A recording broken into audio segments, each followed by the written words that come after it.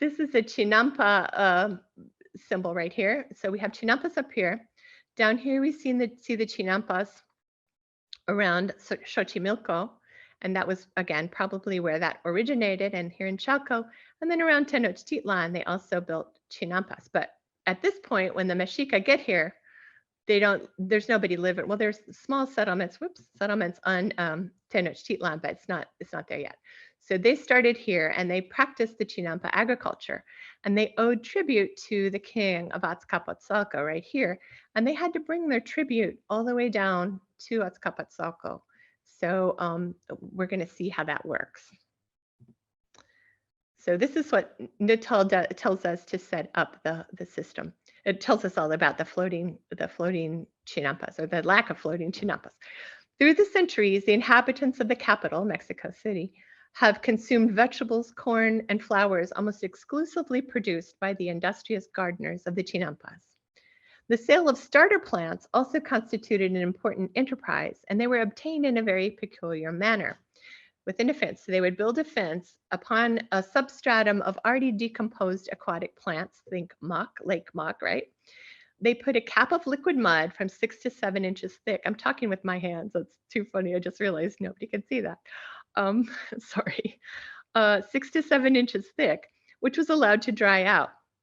The plants would be placed in the seed starters at equal distance throughout the bed.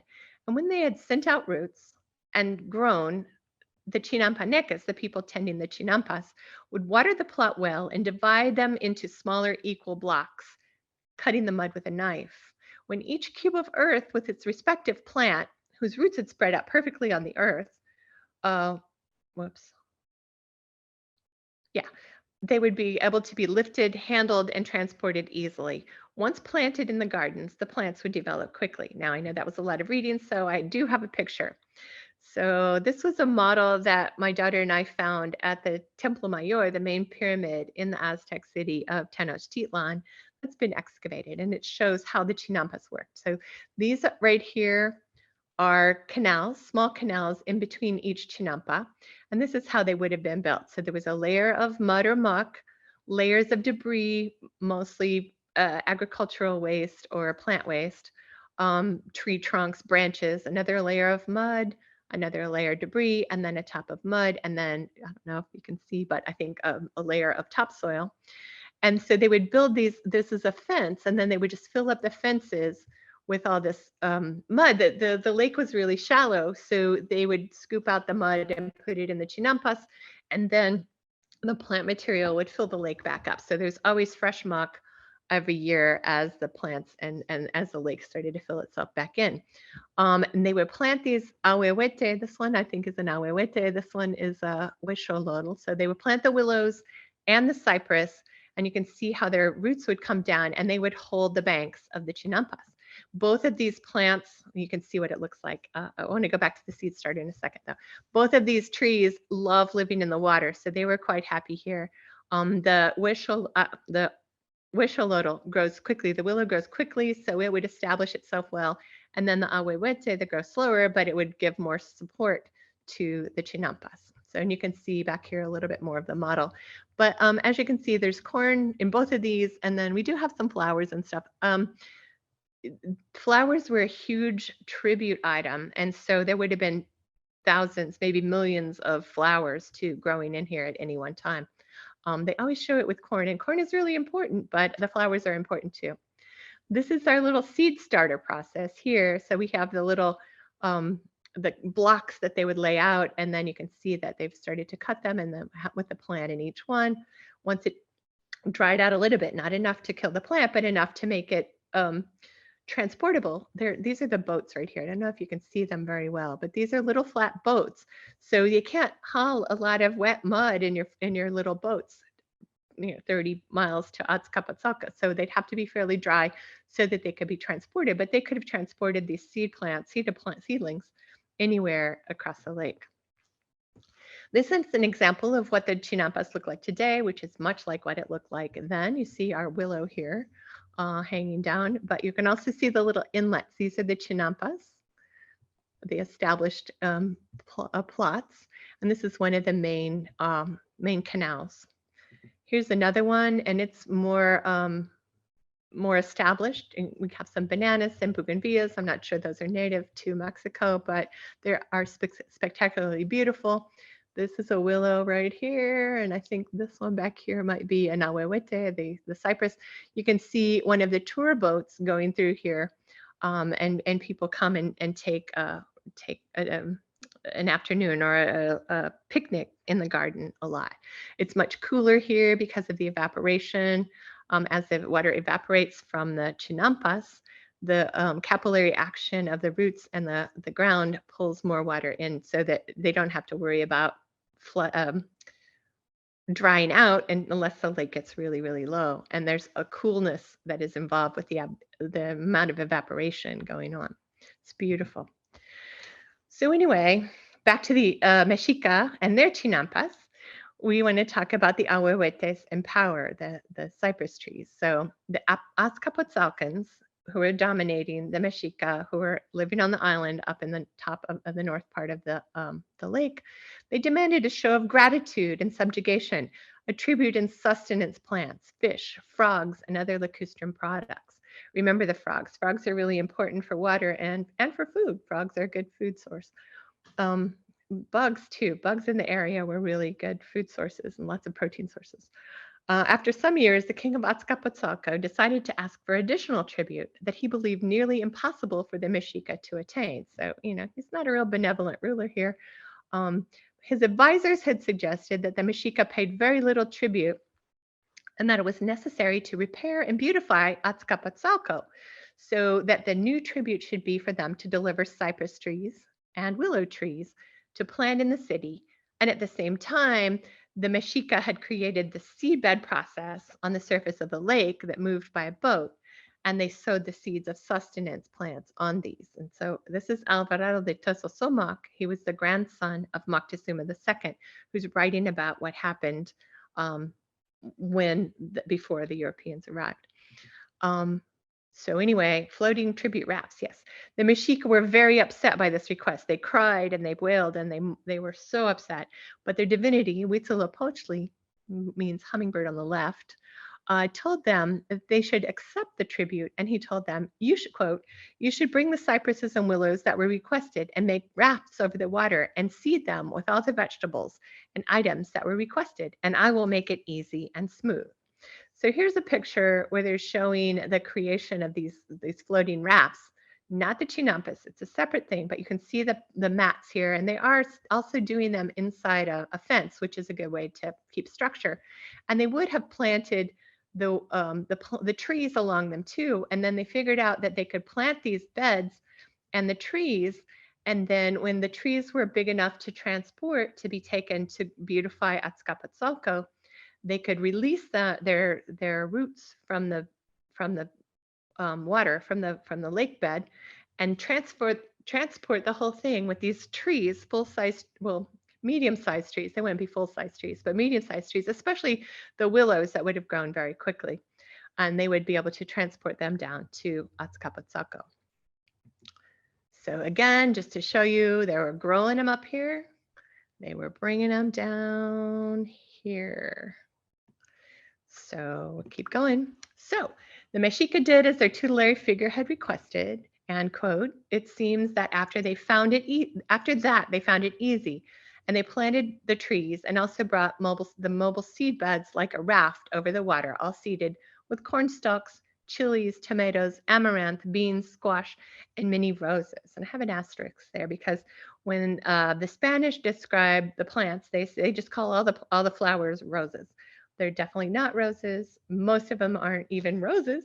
But that's just the generic term. And I'm always more interested in all the other names for the plants. But in this case, I'm quoting Tososomoc. Anyway, when the king of Azcapotzalco saw it, he was amazed. And he said to his court, this seems to me, brothers, a superhuman event, because when I ordered it, I thought it impossible. So the king upped the tribute demands again. Now he's speaking to the Mexica. He calls them brothers too.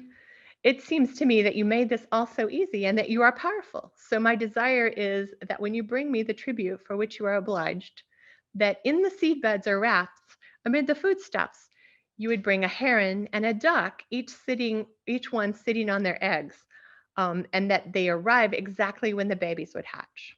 And you must do this in any case, so you don't have to be dead. So it's definitely a threat. Tesosomoc has a very Baroque way of expressing himself. So, and he's also got a a, a dog in the race. So certainly, there's his tone is very interesting, I think. Anyway, the Mexica called on their god, and when the rafts were ready, without knowing how, a duck and a heron sitting on their eggs arrived in Azcapotzalco when the eggs reportedly hatched.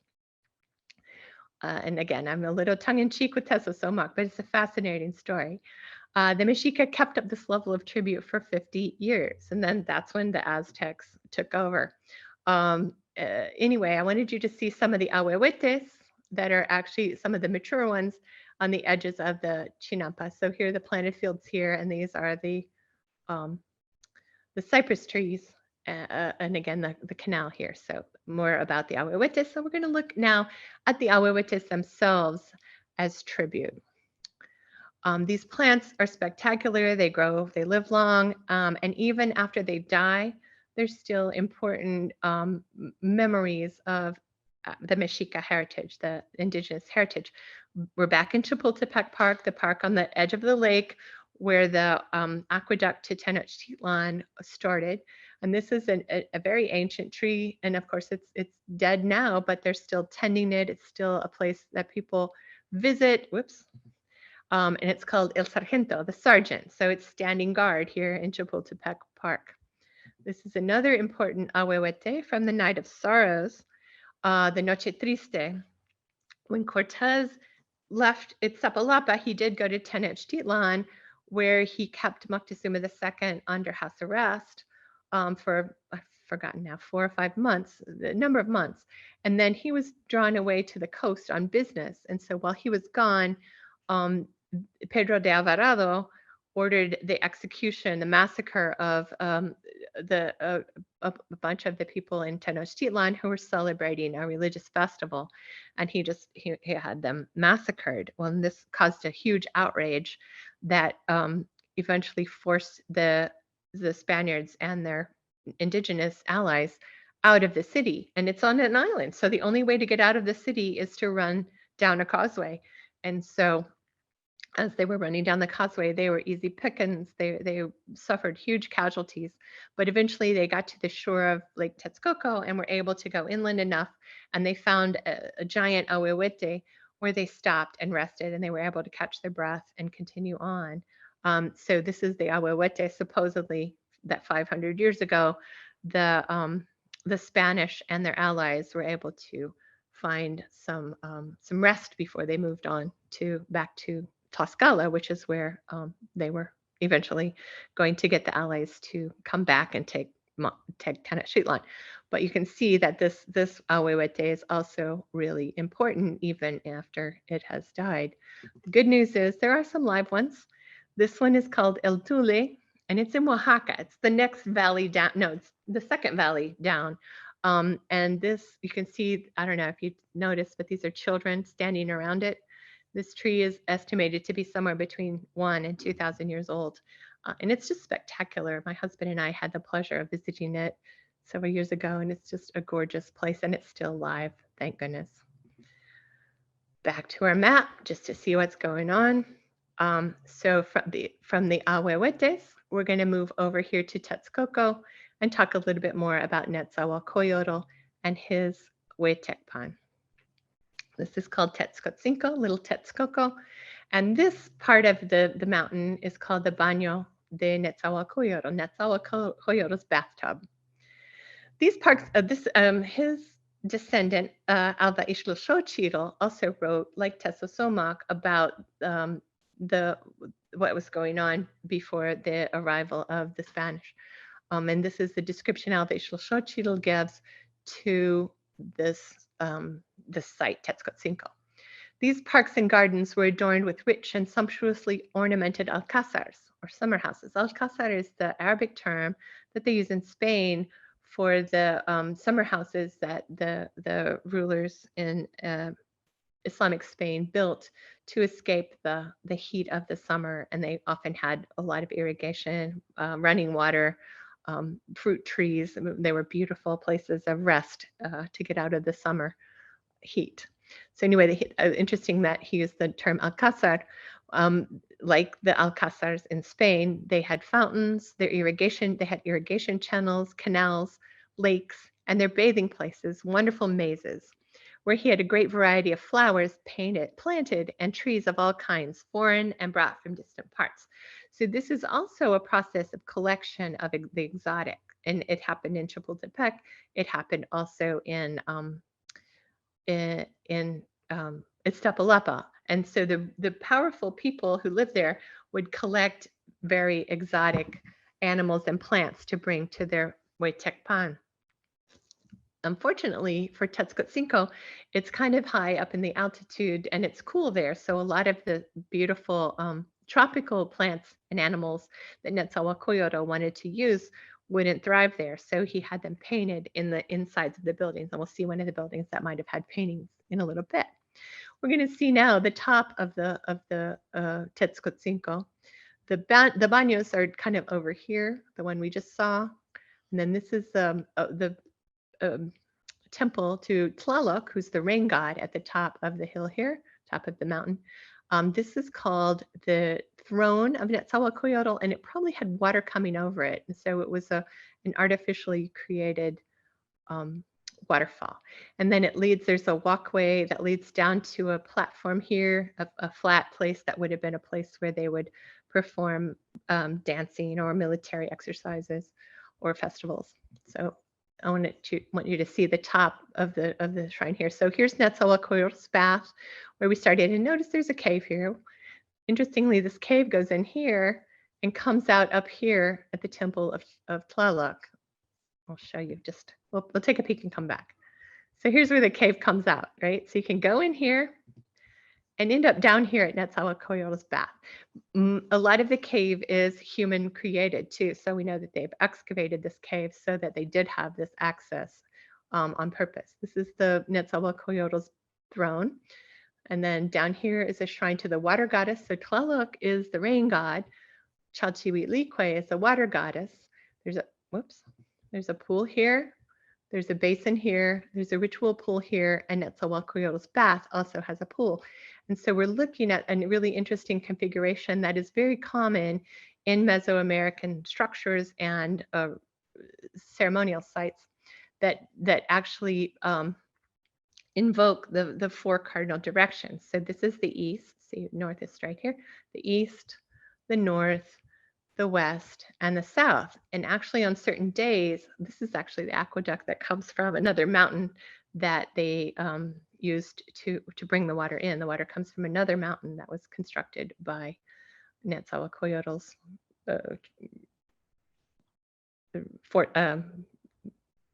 labor force. So anyway, when the sun rises here, it goes across the entire site and it sets here, and we'll see an example of that in a little bit.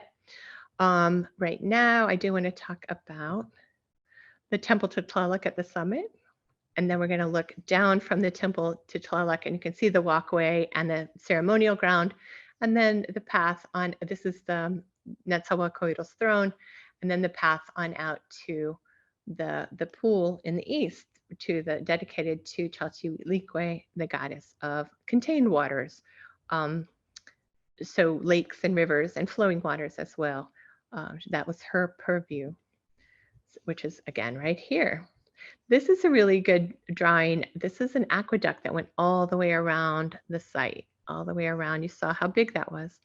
You can see the water came down off this other mountain into the aqueduct that flowed around. And as it got around here, there were sluice gates. These are all terraced fields. And so they would have grown probably subsistence crops, but also many, many, many flowers.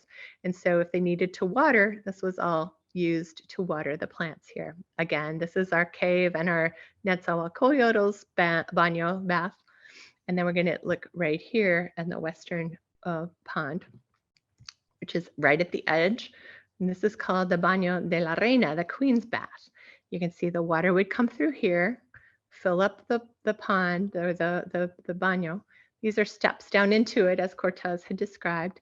This is actually the destroyed sculpture of a frog. Remember, frogs are important. Frogs are good. Where there's water, there's frogs. So now we're going to look, so we can see also how spectacular the view is from the summit here, and this is the westernmost part. So this is looking toward Mexico City. I tried to look and see if I could see Chapultepec. You should be able to, but there's a lot of smog. So I guess we should be able to see yeah, I can kind of barely see the volcanoes back here. There's two huge volcanoes that mark the valley. So anyway, whoops, wrong way. So this is, so here's the edge of the baño and the stairs and the frog. And then this is looking at the footings of the temple that would have been there. All the temples and sculptures and things were destroyed in the colonial era because Netzahualcoyotl was a very popular ruler. He died, well, 1470s, I believe, maybe a little later than that. But he was long dead before the Europeans ever got there. But he was much beloved, and so they destroyed a lot of this so that they could stamp out any Netzahualcoyotl worship.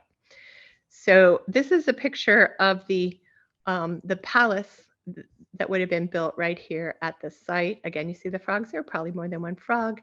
And then this is a picture of the setting sun looking from out the palace. This is a Google Earth reconstruction of the place and the setting sun.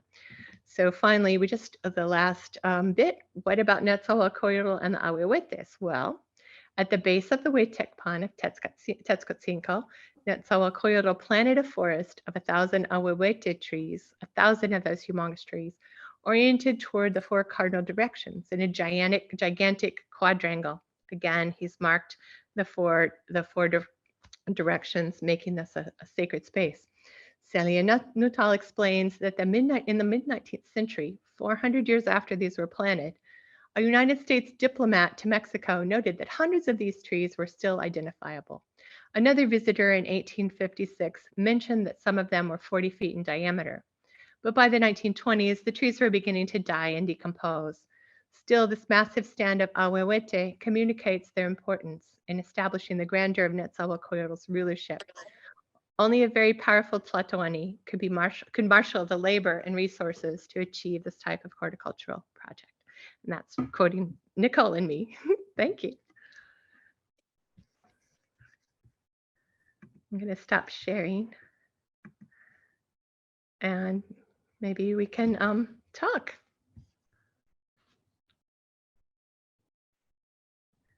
Oh, I can't hear anybody. Is it me? I didn't turn that on. Yes, there we are. I've got both on. Thank you very, very much. Very interesting. And we can start. Can I just start with one question? Sure. I wondered how these decrees were enforced. Was there any problem? If there was, they were very violent about things, and so there was a lot of violence that marked these ancient polities. They were military forces. So if they didn't, at one point, the king of Azcapotzalco says, if you don't do this, you're going to be dead. And they would have been, and they knew that. So there was a lot of military force behind. It's not just like, oh, yay, we're going to go help the king of Azcapotzalco. They knew that they had to do it, which is why they cried so much. I took most of that out, but they did do a lot of crying before their god told them how to do it. Right. Well, we've got some other questions now. Sure. Which plants were more valuable, a tribute? It depends on where you came from. So a lot of the tribute plants came from exotic places. So the more exotic the plant, or the more weird the plant, like there's one Althea that looks like a red human hand, and they love that. And they love the plants that smelled really good, and that were also healing plants, a lot of the plants. So, but it depends on where you came from, what you had to bring. But the more exotic and the more spectacular, the better. Were they asked specifically for certain plants? Yes, often, yes. They were told what they would send, and they were a lot of time. Well, one time, okay, so I didn't talk about this in the talk, but there's Moctezuma the First and Netzahualcoyotl, who are cousins. Um, Moctezuma the First saw Tetzcoatzinco and decided to make his own nicer Hueytecpan, and he could bring plants to. It's near Cuernavaca, where the coastal plants could grow, and so he brought already giant trees and plants, all with their root balls and stuff, and replanted them from the coast through the Sierra Madre Occidental into the valley. And so there were major efforts to get really cool plants. And I left that part out because I wanted to focus on Netzahualcoyotl, but yeah, the tribute, we're talking massive amounts of flowers, like millions of flowers and huge, unbelievable amounts. And we have got another question here. What sort of cypress is abundant? It is an ahuehuetepe. Is it a krupp cypress, for example? It's the Moctezuma bald cypress. Bald cypress, okay. Mm-hmm. Wait a minute, I think Veronica had a question too. I saw her. That's my daughter. So she. Oh, right. I think there's one question here. Was the 500-year-old tree from the Night of Sorrows burned, or did it just decompose? It's just decomposed. Yeah, it looks like it might have been burned, but that's just the aging trunk. And then there's a question of how much of the lake you showed remains today. Just the part by Xochicalco, there at the very bottom. The rest of it's been drained or drained naturally. So it didn't just dry out. It didn't dry out completely. There's the places that I showed you. That's Xochicalco. I'm sorry, Xochimilco. Xochicalco is a different place. Xochimilco is still natural lake, and that's the place where the axolotl lives. The little mud puppy that can regenerate its hands and feet if they get cut off.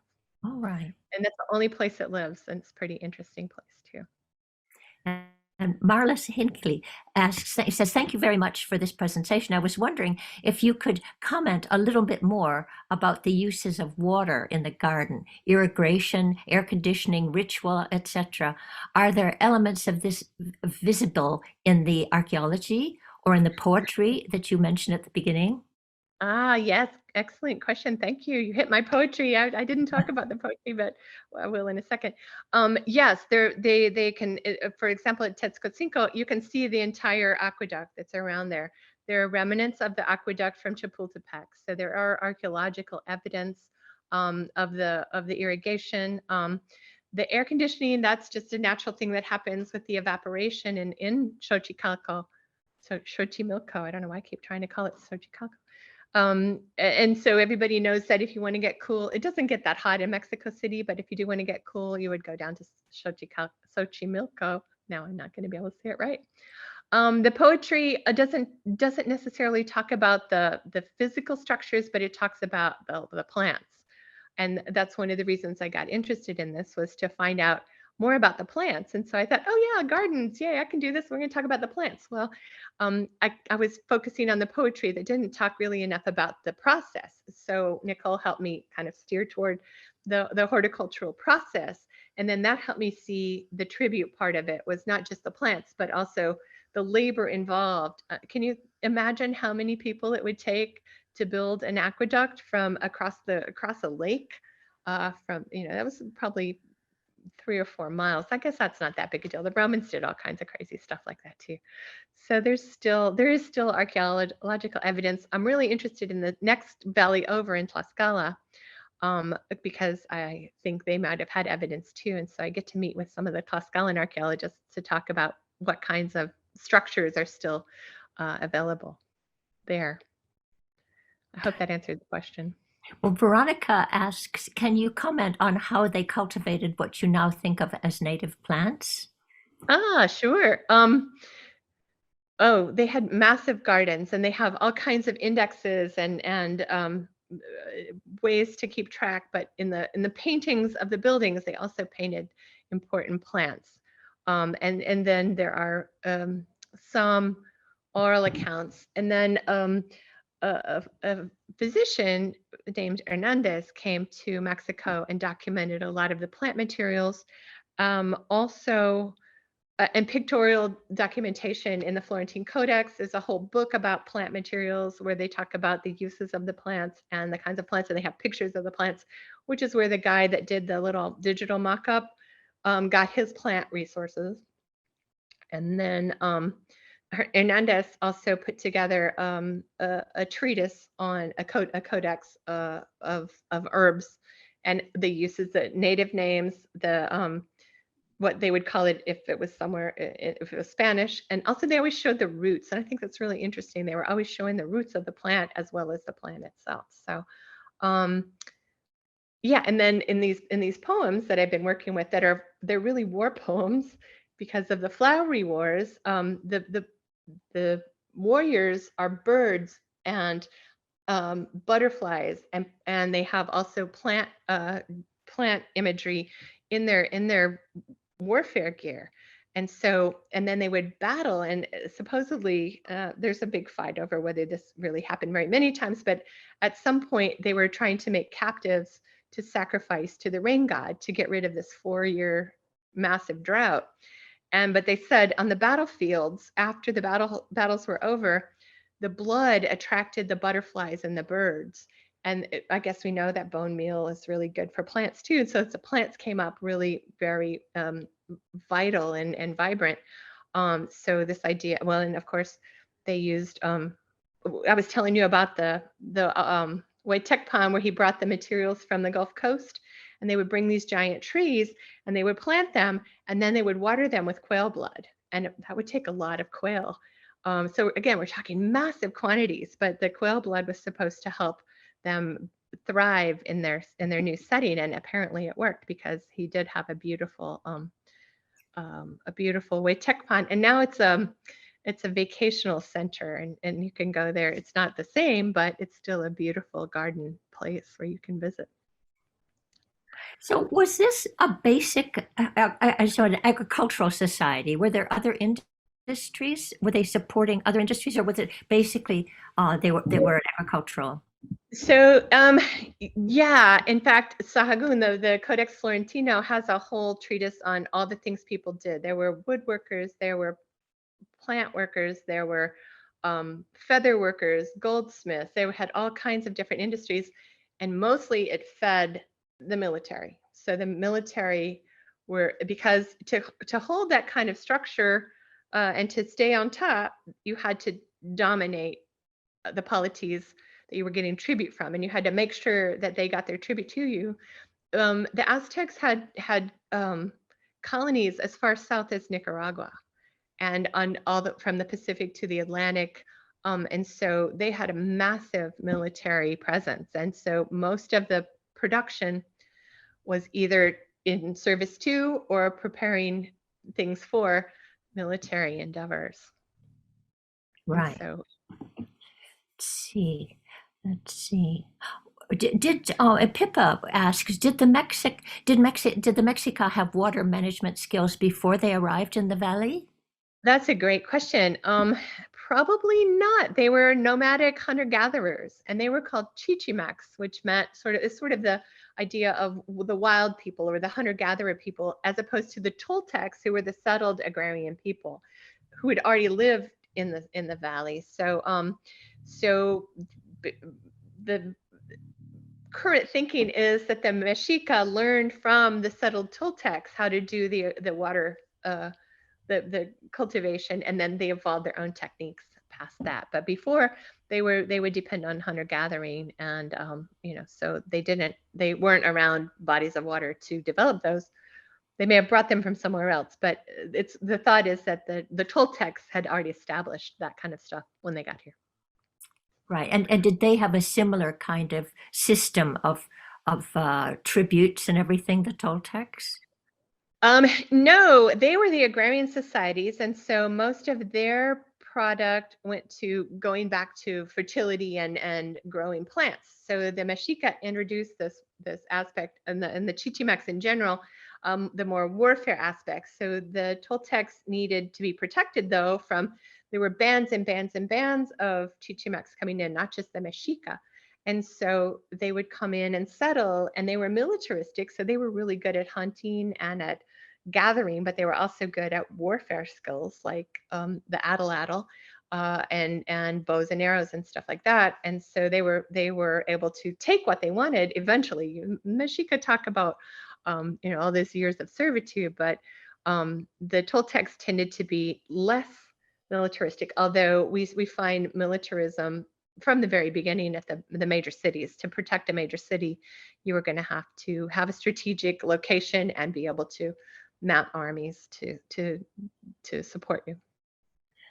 Says let's see. Oh, Judith Rossiter says that the horticultural expertise you described seems extraordinarily sophisticated.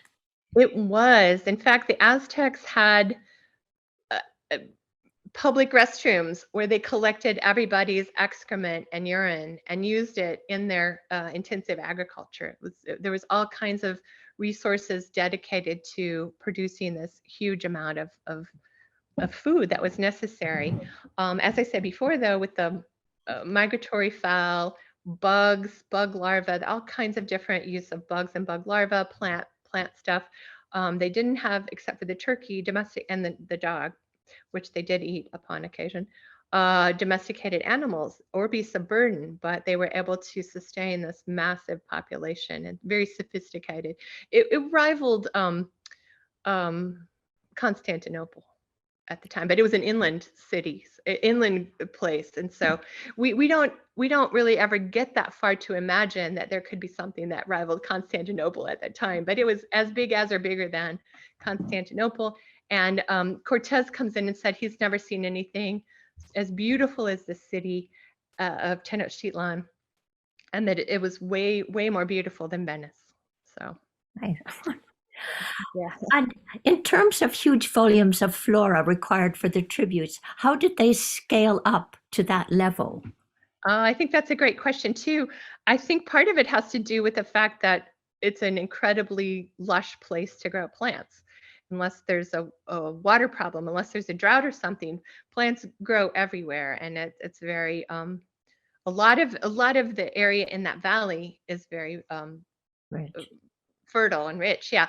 Further out, it's drier. So and it depends. Again, you have to have, that's why the rain god and the water goddess were so important in all the different places. You had to keep them happy to make sure you didn't have hail, to make sure you didn't have drought, to make sure you didn't have hurricanes. I mean, the hurricanes will come inland there. And actually my husband and I were in Oaxaca one time when a hurricane from the Gulf and a hurricane from the Pacific met right over Oaxaca. It was crazy. So and all this wind and water damage and stuff. So it was a massive scale, but it was very precarious. And some of the cities we know failed after severe droughts. But yeah, it was a massive amount of people involved in this. It was a very high human intensive project. So that's why the tribute was so important. So everybody was in it to help the massive amount of wealth around the lake. Not on purpose, they were mostly made to do it. And that's where we got to our global south. One of the points we made about the global south was that the Aztecs or the Mexica started out being oppressed by and being part of the global south. And as they rose to power, they became the oppressive political entities that dominated and extracted tribute from their neighbors. And then further afield, they kept going further and further. That's one of the reasons for the expansion, was that they wanted to find new things, but they also had to bring in new more and more materials to keep the population going. Right. Well, that's probably, let me see. I think that's the last. Oh no, one more question here. Did they make use of slave labor for this? That's a really good question. They don't talk about it like that, but I would think that some of the tribute that was enforced we didn't get to that part. I didn't get that deeply. There was definitely forced labor. Whether there was a slave class, we don't seem to see an actual slave class, but they would bring people from other places to do tributary work. Yeah. And prisoners, presumably. Prisoners, yeah, exactly, yeah. Yeah. All right. Oh, here we have, this is Jeremy Newton. Is anything known about the purposes of the mazes? I haven't found anything yet, and that was one of the first places that I saw Celia Nuttall mentioned that, and so I'd like to hear more about the mazes too. That would be interesting to investigate. But I imagine, it would be fun for people, like we have corn mazes, we have all kinds of mazes that we make out of different plantings. So if I find more about that, I'll let you know. All right. I think if there's not any more questions, I don't see anyone more coming. So we'll proceed on to thank you both very much.